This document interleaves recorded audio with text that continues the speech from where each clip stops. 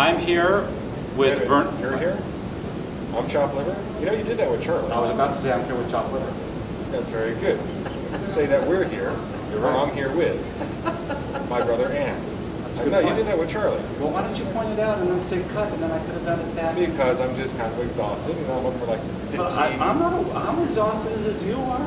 27 hours straight. You know, my So brain you just say, and then I do. I'm just saying. I've noticed it now. Oh, no, just go. Okay. I'm here with. We're here with 5-time Hugo Award winner Vernor Vinge, myself, and Eitan, to talk about Vernor's work that he's doing now and possibly what's coming up and what's coming out. Mr. Vinge, thank you for being with us. Pleasure. So what are you working on? What's coming out? What's going on? I am working on a sequel titled Short of the Sky.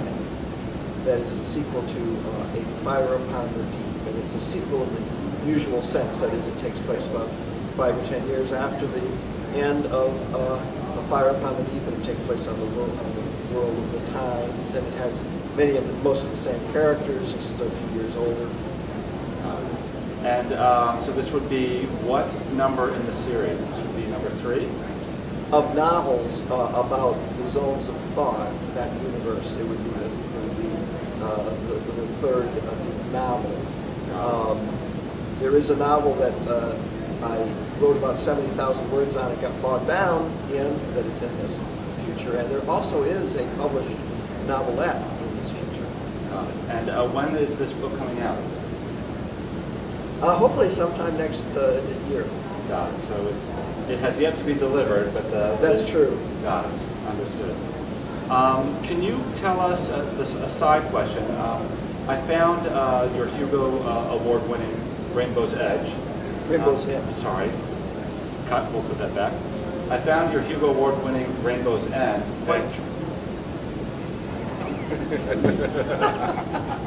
I would kill him, but we're on tape. I found your. You could edit out when you kill him. Anything. Oh, we can edit it, or that'll be the good part. That'll get the ratings.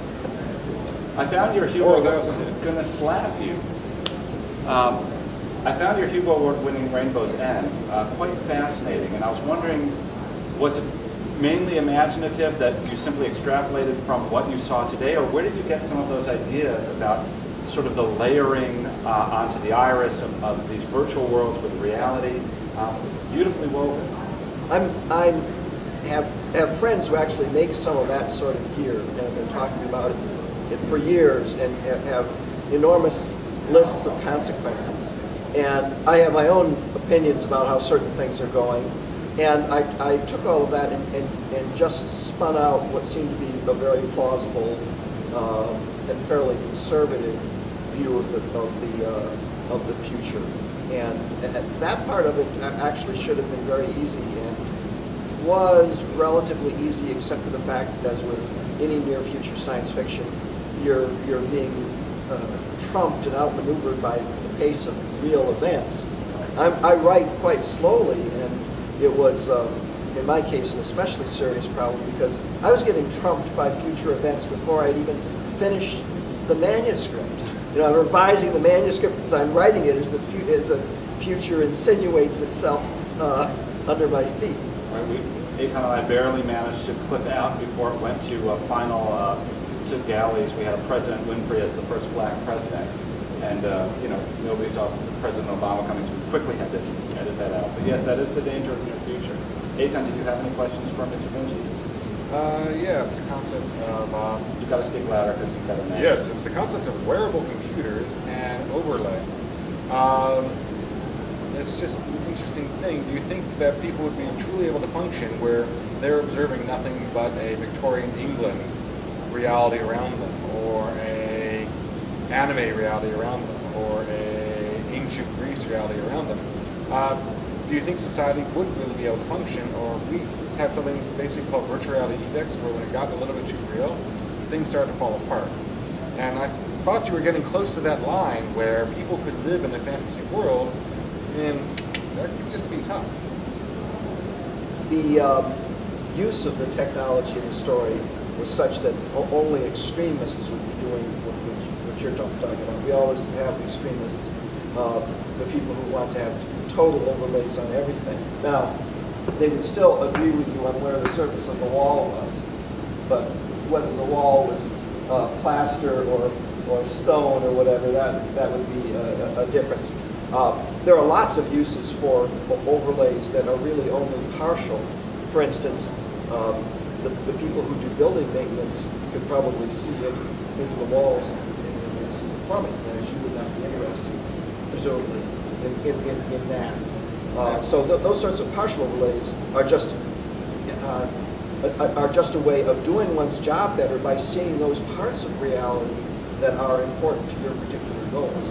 Now, have you ever thought of doing a short story in that universe that takes place at a science fiction convention? Because imagine what you could do with the ability to overlay in a science fiction convention. The mundanes would not be grossed out at all. There would just be these people that seem to have vision problems a little bit sometimes. And persistently avoid certain blank spots on the floor. Will the John Carter visuals please go to the right? Will the John Carter visuals please go to the right? Will the Heinleinians please... And no one else can hear those announcements. Except, I mean, would you even need to have a science fiction convention? What would it look like? What would it be like? Well, isn't that interesting? Because science fiction conventions really are about birds of a feather. You know, in the outside world, everybody thinks we're kind of odd and strange. We're in our books and in our worlds, and here we get to come together and sort of share that. So it's interesting. But if you had a rainbow's end ability, would it be? Could you even have I'm positing that people come here to be together, so it would almost necessarily push them apart. There would. It seems to me that if physical meetings would probably still be of interest at the level of technology Rainbow's End. At a science fiction convention, you could literally have different tracks, and so I could see subdivision. In other words, you have consensual realities. You have multiple concurrent consensual realities. That's a good point. And multiple concurrent consensual realities are really kind of a strange idea. They could be. I talked to one fellow who I've talked to some people that regard it as it could be disconcerting. Like if you're around somebody who is acting like they're seeing something that isn't there, there's just something mildly concerning about it. On the other hand, just look at cell phones and the impact of cell phones. People are going to have to get used to people talking to the air, and schizophrenic's best friend. Best friend. And we're already there. I mean, because you run into all sorts of people who are in love with themselves, and they're perfectly rational. You just can't hear the other side of the conversation. So a conversation such as we are having, and this happened in Rainbow's End, but it's very hard to represent typographically. For instance, you two could be engaging in chit-chat about the interview or whatever. At the same time that you're talking to me and I'm talking to you. And I could actually have somebody a whole body person, that neither of you can see. And you're not aware that I'm talking to him at all and that actually he is seeing both of you. So there are these multiple layers of invisible friends. Me not think clear. All right, well, you know, when Eitan and I were at Mile High Con last year, they rented out the top of the hotel, which used to be a restaurant, and they turned it into Hogwarts. And it looks very Hogwartian. Lots of deep woods, and they cover the paintings.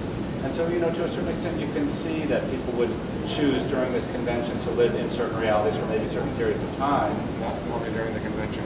Well, oh, yes. Obviously, yes. Right. That's the fandom is a way of life in a way yes. that's never Well, been. once it can become a way of life, as Vernor was saying, you know, some people will choose to do that.